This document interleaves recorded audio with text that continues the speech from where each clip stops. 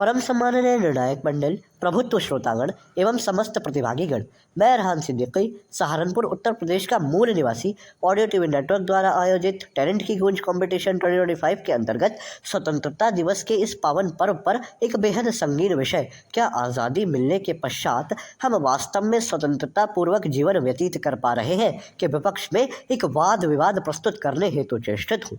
महोदय, 15 अगस्त सन 1947 के दिन हमने अंग्रेजी साम्राज्य की जंजीरों को तोड़कर आज़ादी तो हासिल कर ली, परंतु आज भी हम राजनीतिक, आर्थिक, सामाजिक इत्यादि तौर पर गुलामी की अदृश्य बेड़ियों से जकड़े हुए हैं। महोदय, हम यह तो गर्व से कहते हैं कि हम एक लोकतांत्रिक राष्ट्र के नागरिक हैं, परंतु क्या लोकतंत्र का अर्थ पूरा होता नजर आ रहा है?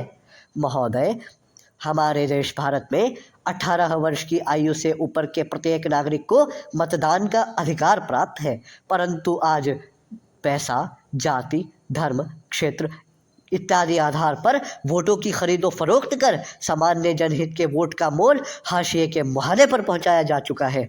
महोदय, association for democratic reforms (ADR) की एक रिपोर्ट के अनुसार सन 2024 में भारतीय लोकसभा में चुने गए सांसदों में 40% से अधिक किसी न किसी गंभीर अपराध के आरोपी पाए गए हैं। महोदय, आज भ्रष्टाचार और राजनीतिक सौदेबाजी ने जनता के लोकतंत्र के प्रति विश्वास को गहनता से दुर्बल किया है। महोदय, कहा जाता है कि सन 1947 से पूर्व हम अंग्रेजी आर्थिक शोषण से पीड़ित थे, किंतु आज भी हमारी तकनीक, दवाइयाँ और अन्य कई उद्योग विदेशी कंपनियों पर निर्भर है। भारतीय रिजर्व बैंक (RBI) के वर्तमानिक आंकड़ों के अनुसार सन 2024 में भारतीय व्यापार में $240 बिलियन की घटोतरी हुई है और कृषि, जिसे भारत की रीढ़ माना जाता है, वह भी अब बीज, खाद और कृषि तकनीकों हेतु विदेशी उद्योगों पर निर्भर होती जा रही है। महोदय, जहां हमारे उत्पादन के मूलभूत साधन भी अपने ना हो, तो क्या यह आर्थिक आज़ादी कहलाने के काबिल है?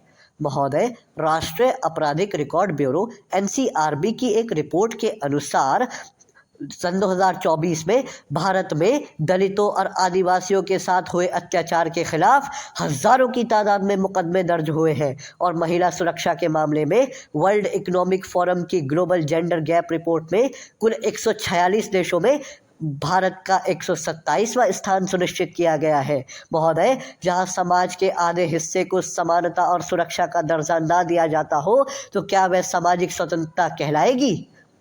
महोदय, सुप्रीम कोर्ट से प्राप्त आंकड़ों के अनुसार सन 2024 में भारतीय न्यायालयों में 5 करोड़ से भी अधिक केस लंबित है और एक केस की सुनवाई का फैसला आने में औसतन 5 से 20 साल तक की लंबी समय अवधि बीत जाती है। और आज तो स्थिति यह है कि गरीब नागरिक, जिसे जबरन झूठे मुकदमों में फंसाया गया है, वह तो अपनी शिक्षा, दीक्षा, रोजगार और परिवार को छोड़कर न्याय पाने के लिए कोर्ट कचहरी के चक्कर लगाता रहता है, और वहीं धन संपन्न और अमीर व्यक्ति पैसा और कानूनी पेच के आधार पर अपना बचाव कर लेता है। महोदय, वर्ल्ड प्रेस फ्रीडम इंडेक्स की एक रिपोर्ट से पता चलता है कि कुल 180 देशों में हमारे देश की मीडिया का 161वां स्थान सुनिश्चित किया गया है। महोदय, मीडिया, जिसे लोकतंत्र का चौथा स्तंभ कहा जाता है, वह भी अब सत्ता पक्ष के अधीन होता जा रहा है। सवाल पूछती हुई आलोचनात्मक आवाज़ों को आज मानहानि और देशद्रोह के झूठे मुकदमों में फंसाकर दबाया जा रहा है। महोदय, जहां हमारी अभिव्यक्ति के विचार व्यक्त करने की आज़ादी ही सीमित हो जाए, तो क्या यह स्वतंत्रता का साक्षात प्रमाण है? महोदय, स्टैमफोर्ड इंटरनेट ऑब्जर्वेटरी के एक शोध के अनुसार सन 2024 में भारतीय नागरिकों का 70% से अधिक निजी डेटा अमेरिकी और चीनी कंपनियों के सर्वर पर जा रहा है।